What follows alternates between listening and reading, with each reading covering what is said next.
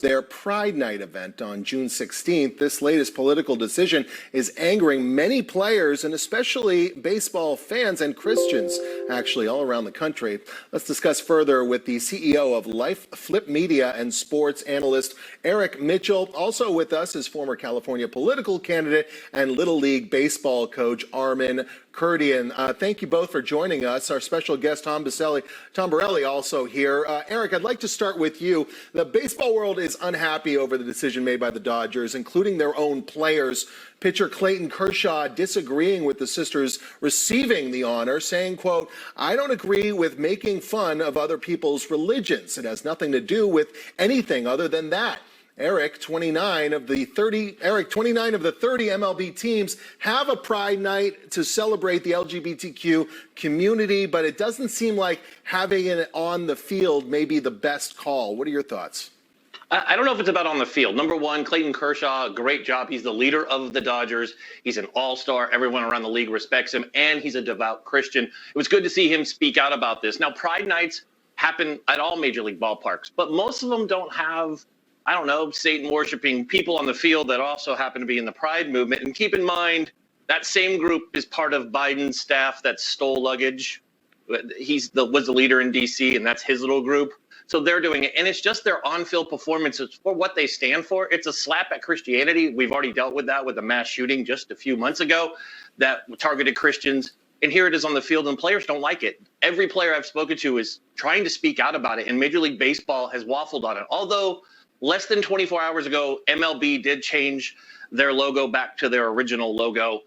They did on the first, they had it the rainbow one, and the next morning, because of so many comments, they put it back to the OG one. So you can see it is affecting them, and they must have a good marketer that's not some woke marketer like all the other brands that have lost billions. Yeah. Armin, I don't understand what's going on with the Dodgers organization, because all they needed to do is look at some of the controversy that happened in hockey recently over just wearing pride jerseys. So why would they do something that would essentially accelerate controversy by actually honoring a group that is anti-Catholic?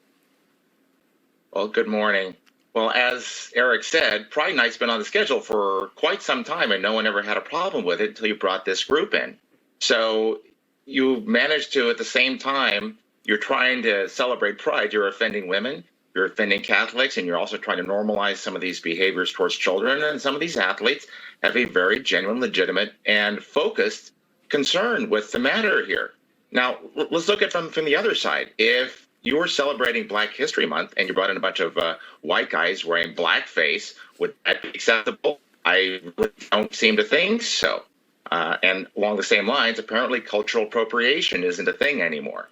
So it's not a question of bigotry towards gays. We absolutely don't want to do that. We've even seen it in our lifetime, and we're glad that we're past that part in our history. But now we've gone way past just protecting them, and now we're apparently applauding groups that do offend religion, and the 4.8 million Hispanics, many of whom are Catholic in Los Angeles County. So that's a big part of their fan base, and I wouldn't be surprised to see a lot more empty seats in Dodger Stadium. Yeah, Armin, that's a great point. Eric, it would strain belief if you could imagine a world in which the Dodgers would have a group like this that made fun of Muslims, Jews.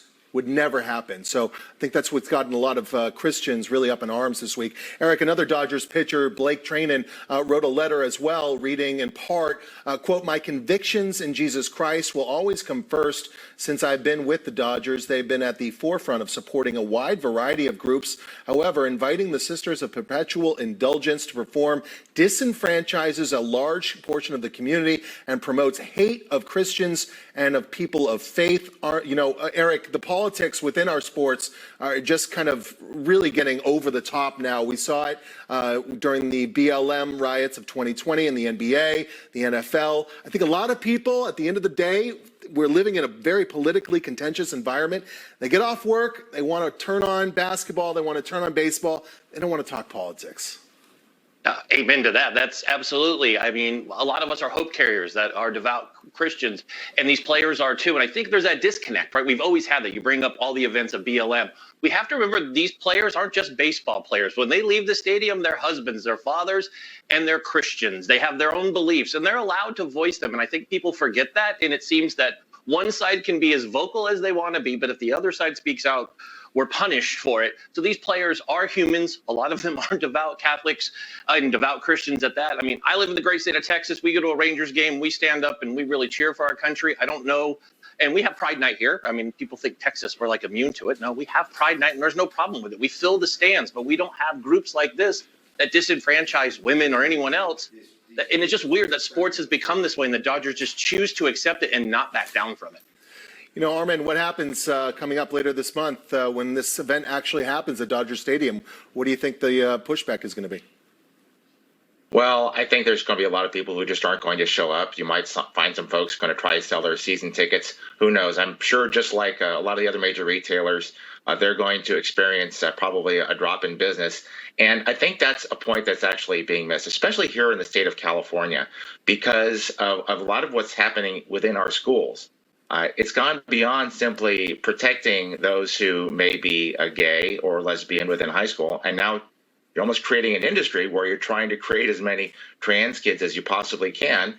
There was a teacher down here in Southern California who was recently fired for telling parents about what was happening in the school. So it's a question of what is appropriate. What is the message you're actually trying to convey? If you want to be, hey, we support everybody. We support the LGBTQ community. You can do that very easily without bringing in a group which, at the same time, brings up a lot of these issues that we're seeing within our state, and is also a big reason why California public school enrollment is dropped to the lowest point in over 20 years, and why 500,000 people have left the state. Well said, Armin Kurdian, Eric Mitchell, and Tom Borelli. Appreciate all of you contributing to that segment. Thank you. All right, coming up after the break.